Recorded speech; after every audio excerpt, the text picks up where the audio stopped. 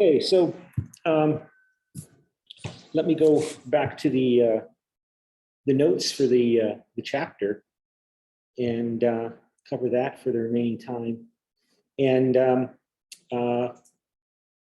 so yeah, social identity theory. I have a set of notes. Let me open up the Microsoft note file that I have here. So you can see here, it's in the PowerPoint slides, so I don't need to show this again because it's in the PowerPoint slides. But this is the social identity summary that I used in the PowerPoint slides. And let me see what else I have here in terms of the chapter 19 conclusion,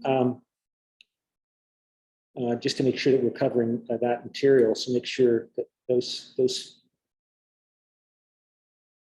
notes are available for you to see. So, so again, this is all done a few years ago, and they write, after Croatia's accession in 2013, enlargement has slipped further down the European Union's list of priorities, but it's coming back because of, again, unfortunately, in part because of this renewed Cold War with Russia and this desire to limit Russian influence. And this is nothing new. I mean, you know, when I first started studying the European Union, joining the European Union was explicitly stated to be a political act. Countries join the European Union because the other members of the European Union want them in. They can be economically prepared.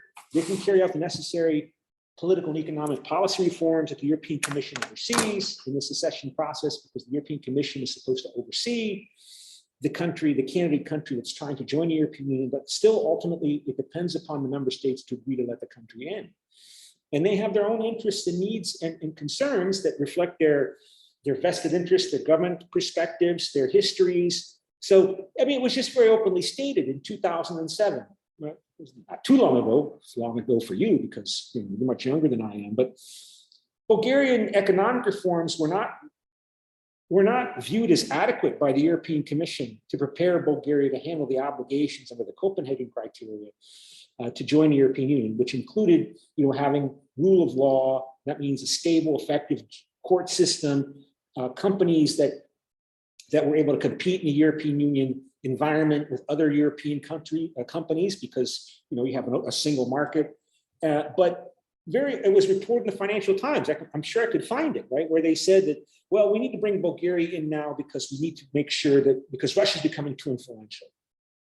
Russia's becoming too influential. They were open about it. I mean, they didn't openly say it as members of the European Council, but they commented to Financial Times reporters.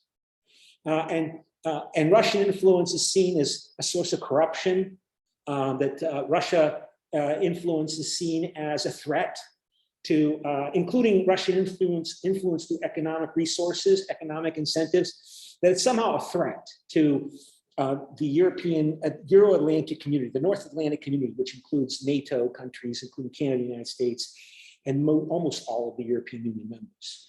And that the Russians are quite willing to circumvent American influence by supporting actors that will undermine Bulgaria's or Poland's or whatever commitment to policies that make the institutionalization of American influence and dominant influence weaker. And that's called corruption. I mean, this is a big topic I'm focused on. What is corruption? Is it, you know, you bribe somebody to do something for you, you bribe a cop, you bribe a professor to give you a higher grade. Yeah, of course, that's a form of corruption. But there are other forms of corruption too. And there's lots of that petty corruption in Bulgaria. I mean, I saw it all the time. I engaged in it. You know, I get stopped by a policeman for no reason, and he would want the equivalent of $5 US. I didn't want to argue with him. It was at 2 in the morning, for example. But there's other forms of corruption. And of course, this comes to mind because the current prime minister of Bulgaria, who came to power, Harvard-educated young man named Kirill Petkov, he said, you know, fighting corruption means fighting Russian influence. He explicitly stated that. It was a headline that I downloaded a couple of days ago from a news article. So this is, and now the point I'm making is that now with renewed Cold War and the biggest land war in Europe since World War II now underway in Ukraine, we'll probably see an acceleration of European expansion to include, as I said, the Republic of North Macedonia and Albania will move forward with their accession negotiations because Berlin, Washington, Paris will use their bargaining leverage to persuade Skopje and Sofia and Athens to come to an agreement that will allow some kind of compromise that will allow all these countries to move forward. And the authorities within their countries that have vested their interests and their careers in the North Atlantic community to move forward. And it will involve compromises that nationalists typically don't like that man, Mito Kolovsky, angry that that Macedonia has to call itself North Macedonia. That's not fair. That's a compromise. But the Macedonian government went through with it, even though there was still significant and still is significant resistance among the nationalist public opinion in Macedonia. Like I said, you cannot understand public opinion as a constraining factor, limiting the behavior of governments unless you understand the impact of nationalism. And that's tragic, as I mentioned earlier. It's also one of the reasons why this fighting in Ukraine and Russia may well go on for months and months, because even if there should be a ceasefire, Ukrainian nationalists don't want a ceasefire. They want to take back what they've lost. And Zelensky, if he tries to push it, he'll be overthrown, removed. That's always a danger. And Putin himself is constrained by Russian public opinion. It's not just Putin, like he's Sauron or Mordor. He's constrained by Russian nationalism, Russian public opinion, not in the form of public opinion surveys. I mean, in terms of other elite groups and factions that are more militant than him. They want Kyiv. But this is lost in the media reporting. So I think that and again, I mean, to highlight some points I made earlier, when the war started, there were reports and comments made by academics on Zoom. Yeah, again, Zoom's everywhere. I mean, there was a conference organized, let's see if I can show you, by an organization that I'm on some distribution list called PONARS, right? And so if I show you this,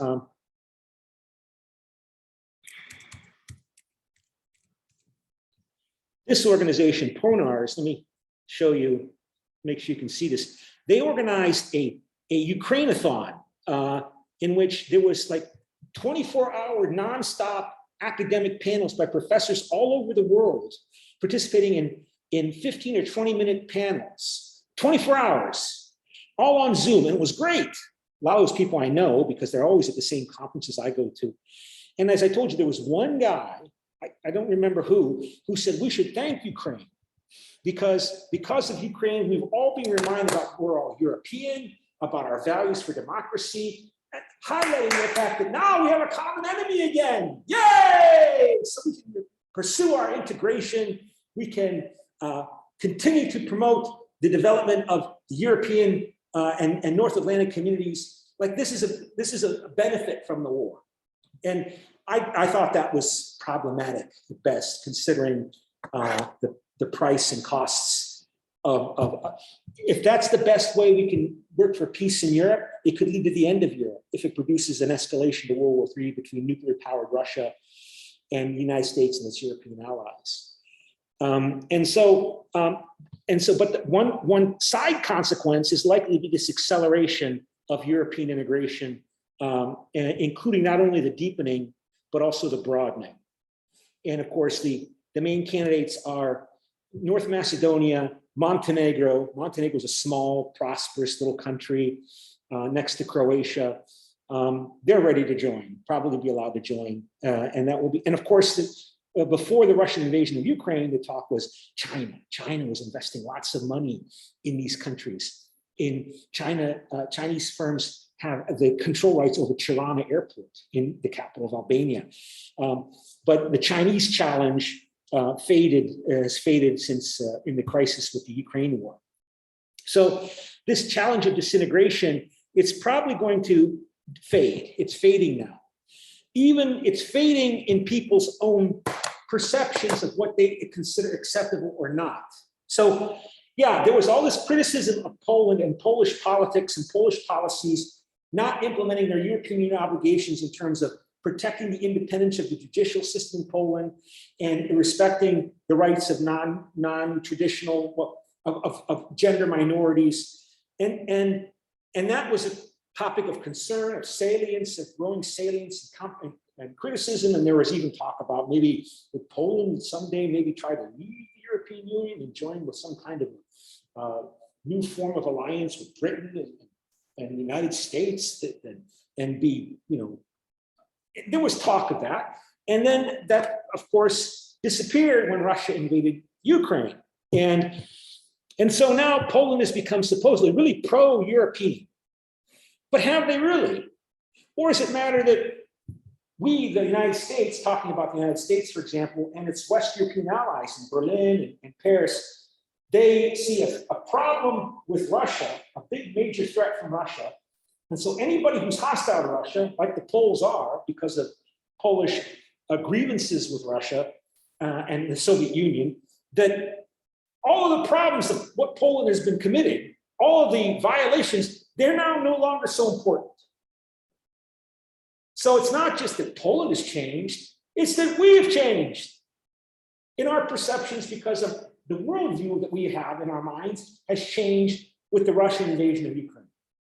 So now the enemy, my friend, has become really important. So Poland is continuing to carry out its policies. I mean, I found something here about